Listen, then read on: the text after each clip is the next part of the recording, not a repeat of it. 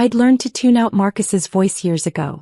It was a survival skill, really, like learning to sleep through a neighbor's barking dog. Tonight, at his ridiculously expensive wedding reception, I was getting plenty of practice. "Sarah's great with kids, terrible with numbers," he announced to a cluster of his Goldman Sachs colleagues near the bar. His voice carried across the ballroom with that particular confidence that comes from 3 whiskeys and a captive audience. "Always has been. Creative type, you know? Can't balance a checkbook to save her life."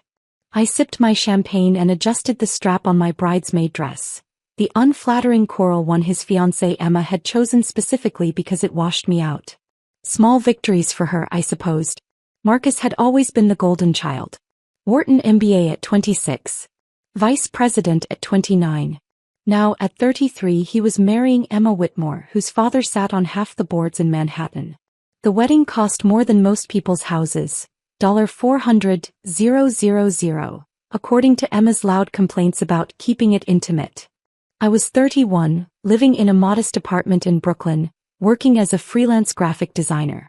At least that's what the family believed. That's what I let them believe. "Remember when she tried to start that little Etsy shop?" my mother was saying to Emma's mother near the head table. "Lost money on shipping costs for months before Marcus had to explain basic business to her. Bless her heart, but she's just not wired for finance." Emma's mother made a sympathetic noise. "Well, not everyone can be a Marcus. The thing about being underestimated your entire life is that you learn to move quietly." While Marcus was building his career at Goldman Sachs, networking loudly and visibly, I was doing something else entirely. 10 years ago, after my graphic design degree, I'd started investing. Small amounts at first, $500 here, $1,000 there. I had a knack for spotting undervalued companies, particularly in the tech sector. Within 3 years, my portfolio had grown to $2 million. By year 5, $15 million. By year 8, $94 million. I kept it quiet. Invested through a family trust I'd set up under my grandmother's maiden name, Blackwell Capital Management. My family had never connected the dots. Why would they? I was creative Sarah, the artsy one. The one who needed Marcus to explain compound interest at Thanksgiving dinner while everyone nodded sympathetically. 6 months ago, Marcus had started his own venture capital firm, Hartley Investment Group. He'd raised $200 million from investors, including Emma's father and several of his Goldman colleagues. The firm was his pride and joy, his chance to step out of the corporate hierarchy and build something of his own. What Marcus didn't know, what none of them knew, was that Blackwell Capital Management owned 81% of Hartley Investment Group's voting shares. I'd invested $162 million through a series of shell companies and trust structures. Marcus thought his funding came from a consortium of European investors and a few anonymous American family offices. He had no idea that his baby sister, the financial idiot, controlled his entire company. "Sarah." Emma's voice cut through my thoughts. She was gesturing me over to the head table, her smile tight. "We need you for photos with the bridesmaids." I set down my champagne and made my way over, passing Marcus, who was now holding court with Emma's father and several board members from various companies. "The key to successful venture capital," Marcus was explaining with the authority of someone 6 months into the industry, "is knowing when to trust your instincts over the data. Sometimes you have to make bold moves." Emma's father nodded approvingly. "That's the Marcus I know. Confident. Decisive. Unlike some people," Marcus added with a laugh, glancing in my direction. "Sarah once asked me if stocks and bonds were the same thing. Can you imagine?" The group erupted in polite laughter. I smiled and kept walking. The photographer arranged us on the grand staircase. Emma in the center, her 5 bridesmaids flanking her like pastel-colored sentries. I was positioned on the far end, partially hidden behind a marble column. Even in photos I was an afterthought. "Sarah, try to smile naturally," the photographer called. "You look like you're at a funeral." More laughter from the family members watching. After photos, I retreated to a quiet corner near the terrace doors. The reception was in full swing. A live band playing jazz standards, guests dancing on the marble floor, champagne flowing like water. Everything Marcus touched turned to gold, or so the family narrative went. My phone buzzed. A text from my actual business partner, Jennifer Chin, a mergers and acquisitions attorney I'd met 5 years ago. "Jennifer, Board meeting moved to Monday 10 a.m. Chairman confirmed attendance. All documentation ready. I typed back. Perfect. Thank you. Marcus's company had been hemorrhaging money for 3 months. His bold moves and instincts over data approach had resulted in 7 failed investments totaling $47 million in losses. The board, the Real board, the one I'd carefully assembled through Blackwell Capital, had been growing increasingly concerned. As majority shareholder, I'd been receiving detailed reports. Marcus was making decisions without proper due diligence, chasing flashy tech startups with charismatic founders and no viable business models. He was treating the firm like his personal playground, convinced his Goldman pedigree made him infallible. Last week he'd proposed investing $30 million in a cryptocurrency mining operation run by a 24-year-old dropout with a fake Stanford degree. The board had voted it down 6-1. Marcus had been furious, sending angry emails about old guard thinking and risk aversion killing innovation. He had no idea who actually controlled those votes. There's my little sister. Marcus appeared beside me, slightly unsteady on his feet. He'd loosened his tie, his face flushed from alcohol and attention. Why are you hiding in the corner? This is a party. Just taking a breather, I said. Beautiful wedding, Marcus. Congratulations. Yeah, Emma really outdid herself with the planning. He looked out at the crowd with satisfaction. This is just the beginning, you know. Hartley Investment Group is about to make some major moves. I'm in talks with 3 major pension funds right now. Could be looking at $500 million in additional capital by Q2. That's great, I said neutrally. You should let me manage some money for you, he continued, swirling his whiskey. I know you don't have much, but even a few thousand properly invested could grow significantly. I could teach you the basics. God knows you need the help. I appreciate the offer. I'm serious, Sarah. You can't just live hand-to-mouth your whole life doing little art projects. You need to think about retirement, building wealth. It's not too late to learn, even if finance doesn't come naturally to you. A waiter passed with a tray of champagne. Marcus grabbed 2 glasses, handing me one. To family, he said, raising his glass.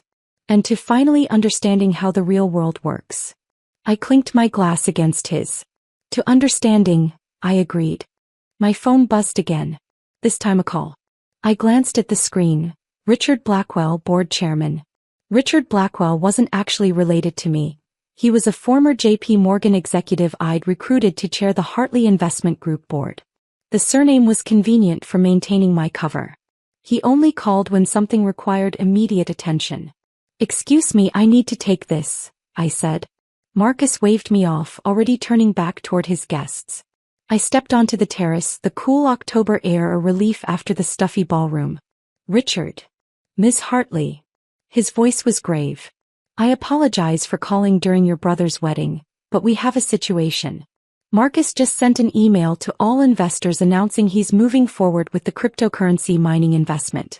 He's claiming board approval and says the deal closes Monday morning, $30 million wire transfer. My stomach tightened. He's lying about the board approval. I'm aware. I've already received calls from 3 concerned board members. This constitutes fraud, Ms. Hartley. He's misrepresenting board decisions to investors. If that money transfers, we're looking at potential criminal liability for the entire firm. I watched through the glass doors as Marcus laughed with Emma's father, completely oblivious. Has he been drinking tonight? Richard asked. Yes. That might explain the recklessness, but it doesn't excuse it. As majority shareholder, you need to make a decision. We can either remove him as CEO effective immediately, or we wait until Monday and risk him actually executing this fraudulent deal. Through the glass, I could see my mother showing wedding photos to relatives, Marcus the star of every image. My father stood with his arm around Marcus's shoulder, beaming with pride at his son, the financial genius. Schedule an emergency board meeting for tomorrow morning, I said quietly. 9 a.m. I'll be there in person. You're sure? That will reveal. I'm sure. Notify all board members and legal counsel. Marcus needs to be there too. He'll want to know who called the meeting. Tell him the truth. Tell him the majority shareholder called it. Let him spend tonight wondering who that is. Richard was quiet for a moment. I'll send the notifications within the hour. See you tomorrow, Miss Hartley. I ended the call and stood on the terrace, looking out at the Manhattan skyline. The city glittered like scattered diamonds, beautiful and indifferent. Back inside, the band was playing The Way You Look Tonight. Marcus was dancing with Emma, spinning her under his arm while guests applauded. He caught my eye and grinned, pointing at me with his free hand like I was in on the joke, like we were all celebrating his success together. I raised my champagne glass in response. My phone buzzed with Richard's email. Emergency board meeting.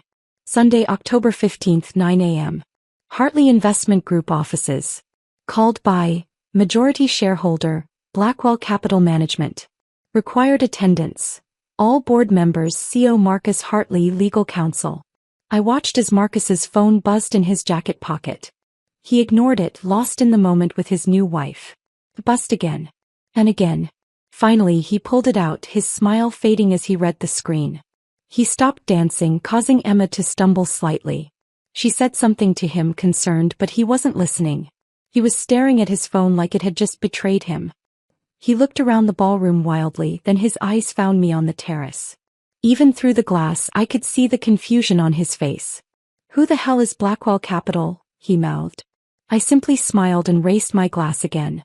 Marcus extracted himself from Emma and strode toward the terrace doors, yanking them open. What the hell is this? He thrust his phone at me. Emergency board meeting? Tomorrow morning? During my honeymoon weekend? Who does Blackwell Capital think they are? I don't know, Marcus. What does the email say? It says they own 81% of voting shares. His voice was rising, drawing attention from nearby guests. That's impossible. I know every major investor in my firm. Maybe you don't know them as well as you think. This is ridiculous. I'm calling Richard right now. He started dialing, but I reached out and gently pushed his phone down. Marcus, it's your wedding night. Don't you think this can wait until tomorrow? Wait. Sir, this is my company. Some mysterious shareholder can't just call emergency meetings and demand my presence. He ran his hand through his hair, agitated. This is probably one of the European investors getting cold feet about the crypto deal. I'll straighten it out tomorrow, but this is totally unprofessional timing. Emma appeared at his elbow. Marcus, what's wrong? Everyone's asking why you stopped dancing. Work stuff, he muttered. Nothing I can't handle. On your wedding night? Emma's voice went cold. Seriously. It's just a meeting tomorrow morning. I'll deal with it quick and then we'll head to the Maldives as planned. You're supposed to be on our honeymoon. I know, babe, but this is important. Some investors throwing their weight around, probably trying to block my crypto deal. I just need to remind them who actually runs the company. I sipped my champagne, saying nothing. Marcus turned back to me. You don't know anything about Blackwell Capital, do you? They're not one of your artsy Brooklyn friends trying to invest or something. I barely have enough money for rent, remember? How would I know major investors? He nodded, satisfied with this logic. Right. Sorry. I'm just stressed. This is supposed to be the happiest day of my life and now I have to deal with board politics. Maybe they have legitimate concerns, I suggested carefully. About what? I've made 7 investments. So they haven't all paid off immediately. That's how venture capital works. You take risks, you learn, you adjust. But these old guard board members don't understand that you have to trust your instincts. Maybe instincts aren't enough. He laughed, the patronizing sound I'd heard my entire life. Sarah, no offense, but you don't really understand how high-level finance works. These are complex decisions that require years of experience and a sophisticated understanding of market dynamics. Of course, I said. What do I know about money? Exactly. He seemed relieved that I understood my place. Look, I love you, sis, but we live in different worlds. You do your art thing, I do the finance thing. That's just how we're wired. Emma tugged at his arm. Marcus, can we please get back to our wedding? Yeah, you're right. He pocketed his phone and smoothed his jacket. Tomorrow morning I'll sort this out, remind everyone who the CEO is, and then we'll be on a plane to paradise. Simple. They walked back into the ballroom, Marcus's arm around Emma's waist. Within minutes he was dancing again, laughing with guests, the picture of confidence. I stayed on the terrace until the reception ended, watching my brother celebrate his perfect life while his perfect company crumbled beneath his feet like sand. Sunday morning arrived cold and gray. I stood outside the Hartley Investment Group offices at 8:45 a.m., wearing a charcoal business suit I'd purchased specifically for this occasion. My leather portfolio contained detailed financial reports, legal documents, and 10 years of investment records. The office building was eerily quiet on a Sunday. Richard met me in the lobby. "Ms. Hartley." He extended his hand. "The other board members are already upstairs. Marcus arrived 10 minutes ago. He's agitated." "I imagine he is." We rode the elevator to the 23rd floor in silence. Through the glass walls of the conference room, I could see 6 board members seated around the table. Executives from various investment firms, all personally recruited by me through Blackwell Capital. All loyal to the majority shareholder, not to Marcus. Marcus stood at the head of the table, his back to the door. Even from behind I could see the tension in his shoulders. He was still in his honeymoon clothes, jeans and a polo shirt, clearly having come straight from his hotel. Richard opened the conference room door. Marcus spun around. "Finally." "Richard, what the hell is?" He stopped mid-sentence when he saw me behind Richard. "Sarah? What are you doing here?" "Miss Hartley is here at my invitation," Richard said calmly. "Your invitation?" "Richard, I appreciate that you're trying to include family, but this is a serious business meeting. Sarah doesn't understand." "Please, everyone sit," Richard interrupted, gesturing to the chairs. I took a seat at the opposite end of the table from Marcus. The board members watched with careful expressions, already briefed on what was about to unfold. Marcus remained standing. "Someone want to tell me what this is about?" "I got your email saying Blackwell Capital owns 81% of my company's voting shares. That's impossible. I personally secured every major investor. I know exactly who has equity in this firm." "Do you?" I asked quietly. He looked at me irritated. "Sarah, I know you're trying to be supportive, but the adults need to talk business right now. Maybe Richard can call you an Uber." "Sit down, Marcus," Richard said, his tone brooking no argument. Something in Richard's voice made Marcus pause. He looked around the table at the board members, none of whom were meeting his eyes. Slowly he sank into his chair. "Marcus," Richard began, "what do you know about Blackwell Capital Management? They're a family office or consortium that invested $162 million in Hartley Investment Group during our series of funding. European-based, I thought. Anonymous investors who wanted passive involvement." "Incorrect," Richard said. Blackwell Capital Management is a private investment firm based in New York. It's been operating for 10 years, managing a portfolio currently valued at approximately $340 million. The principal investor and sole decision-maker is sitting at this table. Marcus's eyes darted around the room. "Which one of you?" "Me," I said.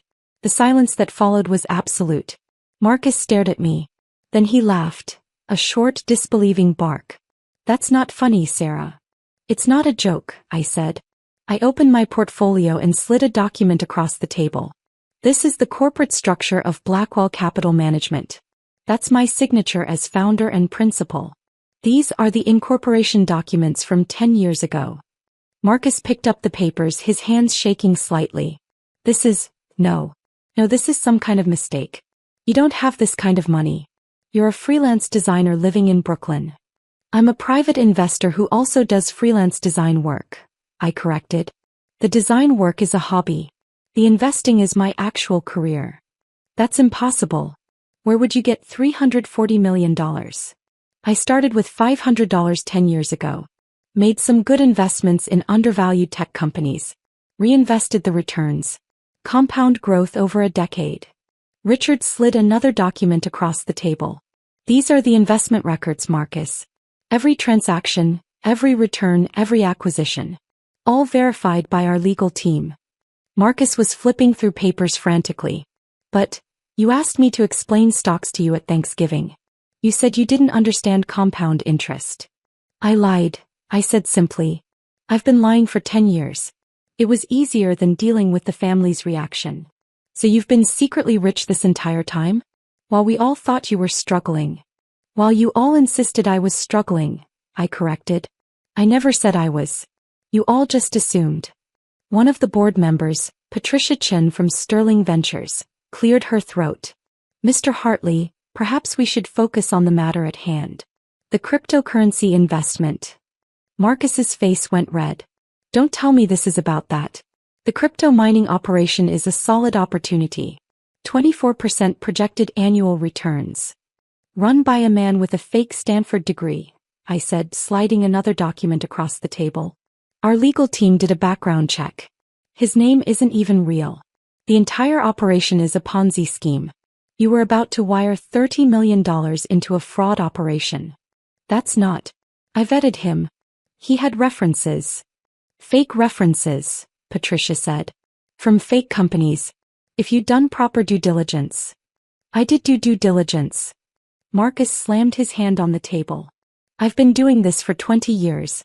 I worked at Goldman Sachs. I know how to evaluate investments. You've been CEO of this firm for 6 months, Richard said quietly. And in that time, you've lost $47 million on 7 failed investments. The board voted against the cryptocurrency deal, but you sent an email to all investors last night claiming board approval. That's fraud, Marcus. The color drained from Marcus's face. I was going to get approval. I just needed to convince you all that. You lied to investors, I said. You misrepresented a board decision to close a deal you knew was rejected. That's securities fraud. If that wire transfer had gone through, you'd be facing criminal charges. Marcus looked at me like he was seeing me for the first time. You're behind this. You're trying to sabotage me. I'm trying to save the company. Your company. The one you're destroying with reckless decisions and ego-driven investments. Ego-driven. He laughed bitterly. This is rich coming from you. You've been sitting on hundreds of millions of dollars lying to the family, playing some kind of sick game. I wasn't playing a game.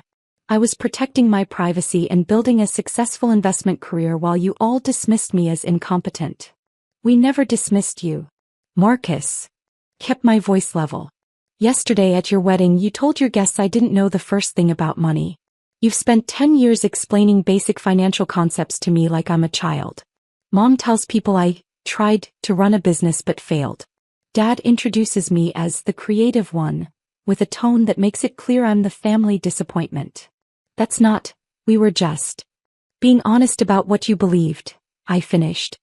And I let you believe it because it was easier than explaining that I'd built an investment portfolio worth more than Dad's entire retirement fund by the time I was 26. Another board member, James Whitmore, yes, Emma's father, spoke up. Marcus, I think we need to address the immediate issue. Ms. Hartley, as majority shareholder, what action do you want to take? Marcus's head snapped toward James. Wait, you knew about this? You knew Sarah was the majority shareholder. I learned this morning, James said carefully. Along with everyone else. But you're on her side. You're all on her side. Marcus looked wildly around the table. This is a coup. You're trying to steal my company. It's not your company, I said quietly. It's my company. I own 81% of voting shares. You own 12%. The remaining 7% is distributed among smaller investors. I have controlling interest, Marcus. I always have. He stared at me, his chest rising and falling rapidly. So what, you're going to fire me? Take over as CEO? You don't know anything about running a venture capital firm. You're right, I agreed. Which is why I'm not taking over as CEO. Richard has agreed to step in as interim CEO while we conduct a national search for someone with actual experience in venture capital management. No. Marcus stood abruptly, his chair scraping loudly against the floor. No, absolutely not. This is my firm. I built this. You pitched the idea, I corrected. I funded it. And you've been running it into the ground for 6 months. I won't accept this. I'll fight you. I'll sue for what? Patricia interrupted. Ms. Hartley is the majority shareholder exercising her legal rights. You signed operating agreements that explicitly allow for CEO replacement by majority vote.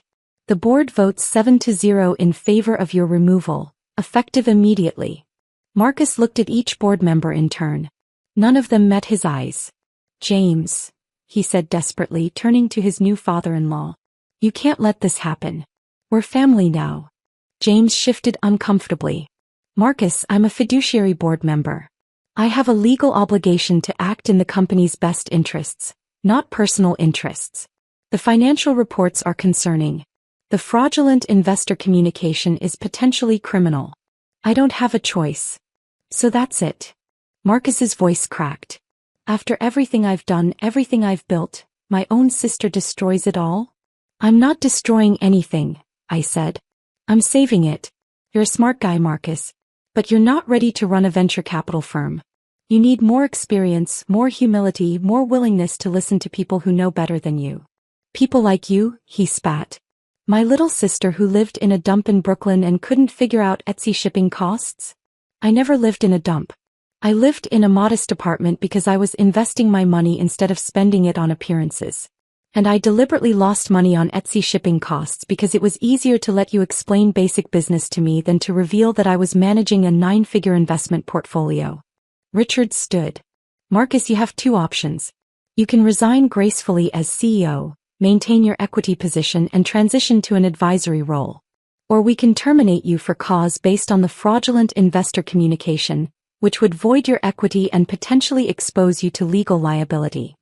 Marcus's phone buzzed. He looked at it, his face going even paler. That's probably Emma wondering where you are, I said. You're supposed to be on a plane to the Maldives. How am I supposed to? He stopped, swallowing hard. How am I supposed to tell her I got fired from my own company? By my little sister. By the majority shareholder, I corrected. And you can tell her the truth, that you made mistakes, that the board took action to protect the company, and that you'll figure out your next steps. She's going to be devastated.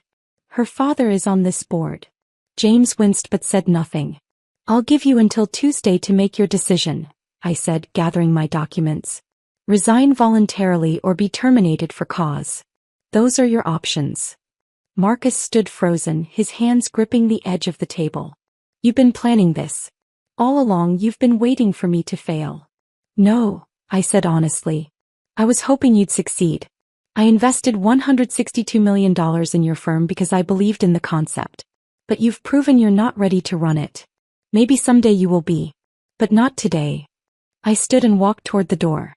Richard and the board members followed, leaving Marcus alone at the head of the empty conference room table.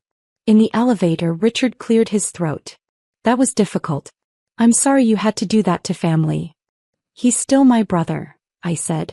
But the company's survival is more important than his ego. What will you do now? Catch a flight to Tokyo. I have another investment opportunity to evaluate. A robotics firm that actually has a viable business model. And your family? I thought about that. I'll tell them the truth eventually. When I'm ready. When they're ready to hear it. The elevator doors opened onto the lobby. Through the glass walls I could see the city waking up.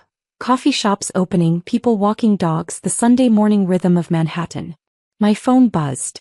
A text from Marcus, I hate you. I replied, you're angry. I understand. But you'll be okay. Another buzz. Everyone will know you destroyed me. Everyone will know I saved a company you were driving into the ground. There's a difference. A longer pause. Then, Mom and Dad will never forgive you. I typed. Probably not. But I didn't do this for their approval. I silenced my phone and walked out into the October morning. Behind me, 23 floors up, my brother was probably still standing in that conference room, trying to understand how his clueless little sister had outplayed him so completely. The thing about being underestimated is that people never see you coming. And by the time they do, it's already too late.